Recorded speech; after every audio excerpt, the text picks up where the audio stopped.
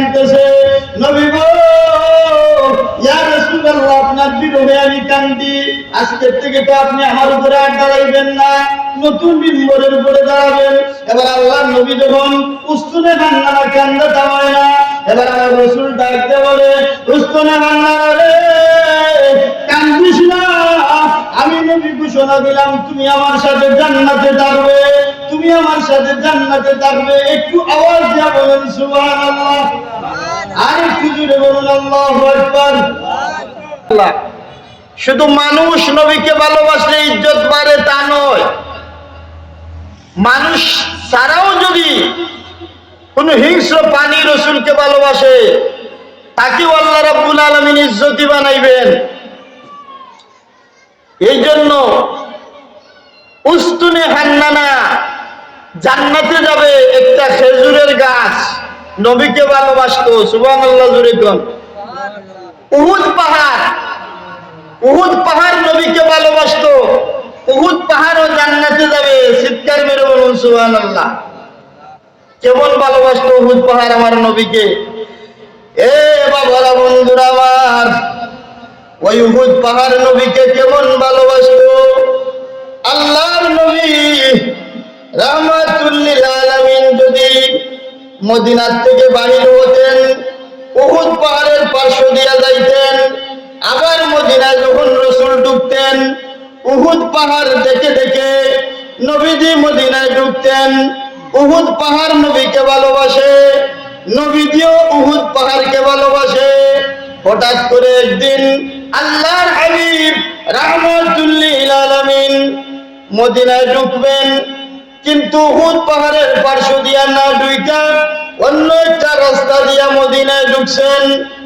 উহুদ পাহাড় নবীর বিরহে কাঁদতেছে, হাউমাউ করে কাঁদতেছে। কারণ রাসূল প্রত্যেক দিন উহুদ পাহাড়ের পার্শ্ব দিয়া উহুদ পাহাড় দেখে দেখে উনি মদিনায় ঢুকেন।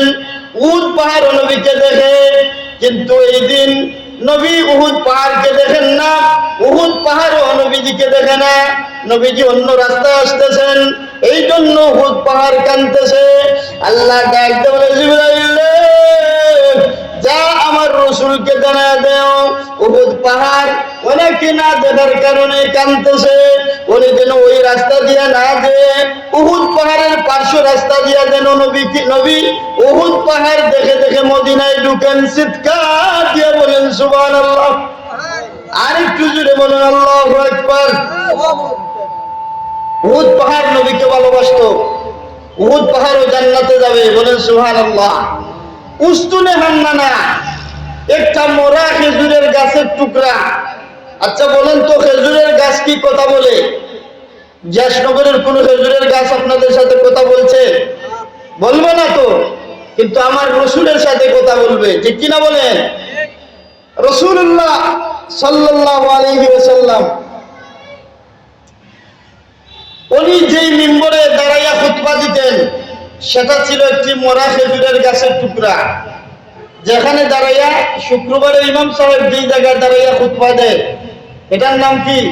মিম্বর। এটার নাম কি? মিম্বর। রাসূলুল্লাহ সাল্লাল্লাহু আলাইহি ওয়াসাল্লাম তখন তো আর এরকম চেয়ার ছিল না, এত সুন্দর চেয়ার ছিল না, মিম্বর ছিল না।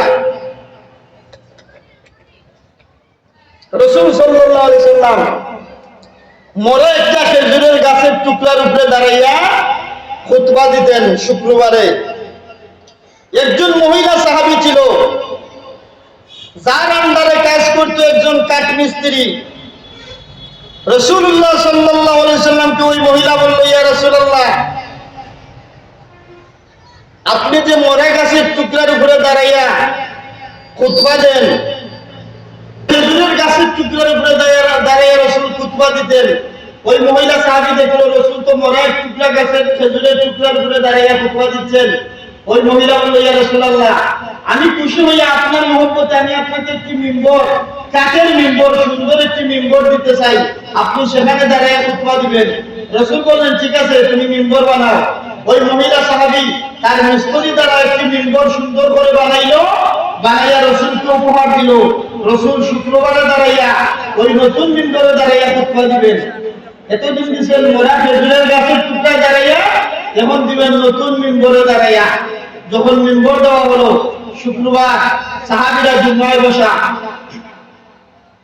রাসূল নতুন মিম্বরে দাঁড়াইলেন, দাঁড়াইয়া খুতবা দিলেন। আর ওই যে মোরা খেজুরের গাছের টুকরাটা আছে, ওই টুকরাটা এক সাইডে রাখলেন। দেখবেন আমাদের সাধারণত আমরা যখন নতুন কোনো জিনিস আনি ঘরের মধ্যে, তখন নতুন জিনিসটাকে ভালো করে সুন্দর করে সাজিয়ে রাখি, আর পুরান জিনিসটা এক সাইডে রেখে দেয়, অথবা বারান্দায় রেখে দেয়। এরকম হয় কি হয় না? অথবা ফেলে দেয়, অথবা কাউকে দিয়ে দেয়। তো রাসূলুল্লাহ সাল্লাল্লাহু আলাইহি ওয়াসাল্লাম যে খেজুরের গাছের টুকরার উপরে দাঁড়াইয়া খুতবা দিতেন, ওই খেজুরের গাছের টুকরাটা এক সাইডে রাখলেন, নতুন মিম্বরে শুক্রবারে দাঁড়ালেন, খুতবা দিবেন। সাহাবীরাও বসা, রাসূলুল্লাহ সাল্লাল্লাহু আলাইহি ওয়াসাল্লাম খুতবা দিচ্ছেন। এমন সময় শোনা যায় মসজিদে নববীর ভিতরে ছোট্ট বাচ্চার মতো, শিশু বাচ্চার মতো কে যেন হাউ হাউ করে কাঁদতেছে। সাহাবীরা অবাক হয়ে গেলেন যে কি রে, মসজিদে নববীতে ছোট বাচ্চার মতো কাঁদছে কে? একজন আরেকজনের দিকে তাকায়, কে কাঁদে দেখা যায় না। তখন সবাই তাকায়, দেখা যায় ওই মোরা খেজুরের গাছের টুকরাটা আমার রাসূলুল্লাহর বিরহ, আমার রাসূলুল্লাহর বিরহ ভালোবাসা, ওই খেজুরের গাছটা কাঁদতেছে, হাউ হাউ করে কাঁদতেছে। ছোট বাচ্চা যেইভাবে কাঁদে, এইভাবে কাঁদতেছে। ওই খেজুরের গাছের টুকরাটা কাঁদতেছে। আমার রাসূল নামলেন মিম্বর থেকে, নেমে ওই খেজুরের গাছের টুকরার কাছে গেলেন, গিয়ে বললেন, ও মোরা খেজুরের গাছের টুকরা, তুমি কেন কাঁদতেছো? ওই খেজুরের গাছের টুকরার জবান খুলে যায়। জবান খুলে দিছে কে? আল্লাহ। ওই মোরা খেজুরের গাছের টুকরাটা ডাকতে বলে, ইয়া রাসূলুল্লাহ, ইয়া হাবিবাল্লাহ, নবীজি গো, আমি উস্তুনে হান্নান আপনাকে ভালোবাসি। এতদিন আপনি আমার উপরে দাঁড়াইয়া খুতবা দিতেন গো নবীজি, আমার উপরে দাঁড়ায় আপনি এতদিন খুতবা দিতেন। আজকে নতুন মিম্বর আনার পরে আপনি আর আমার উপরে দাঁড়ান নাই।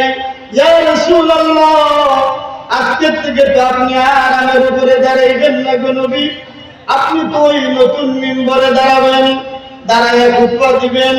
ইয়া রাসূলুল্লাহ, আজকের থেকে আপনার কদম মোবারকের ছোঁয়াও আমি পাবো না। ইয়া রাসূলুল্লাহ, আপনার মুহব্বতে বিরহ যন্ত্রণায় আপনাকে যে আমি পাবো না, আর যে আপনি আমার উপরে দাঁড়াইবেন না, এই বিরহে আমি কাঁদতেছি। হাউ হাউ করে কান্দে। আল্লাহ নবী বলেন, রে খেজুরের গাছের টুকরা, রে উস্তুনে হান্নানা, ওই খেজুরের টুকরার নাম ছিল উস্তুনে হান্নানা। রাসূল ডাকতে বলেন, রে উস্তুনে হান্নানা, কান্দিস না, আমি রাসূল তোমার জন্য দোয়া করব, তুমি সারা জীবন বেঁচে থাকবে, তুমি আজকের থেকে জীবিত একটা খেজুরের গাছ হয়ে যাবে। এতদিন ছিলে তুমি মৃত, এখন তুমি হয়ে যাবে জীবিত খেজুরের গাছের টুকরা। তোমার মধ্যে খেজুর ধরবে, তোমার মধ্যে খেজুর ধরবে, আর আমার উম্মতেরা আমি তোমার জন্য দোয়া করব, কিয়ামত পর্যন্ত তুমি বেঁচে থাকবে, তোমার মধ্যে খেজুর ধরবে, আমার উম্মতেরা তোমার মধ্য হইতে খেজুর খাবে। উস্তুনে হান্নানা, কান্দিস না। এবার উস্তুনে হান্নানা আরো জুড়ে জুড়ে কান্দে, আরো জুড়ে জুড়ে কান্দে। উস্তুনে হান্নানা কান্দা থামায় না।